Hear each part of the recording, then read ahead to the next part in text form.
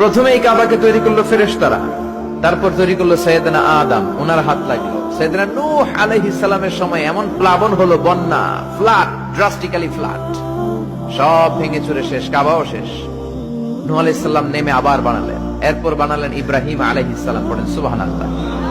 আল্লাহ একটা ফ্রেম দিলেন, ইব্রাহিম এতটুকু উঁচু করবা আমার ঘরটাতে, এতটুকু প্রশস্ত করবা, এতটুকু লম্বা করবা। কিন্তু উনি তো এত লম্বা না, এত লম্বা করবে কেমনে? নাগাল পায় না, বানানোর পরে দাঁড়িয়ে আছে, আর উপরের দিকে উঠতে পারে না। আল্লাহ বললেন, don't worry about it, I am sending a beautiful stone from paradise.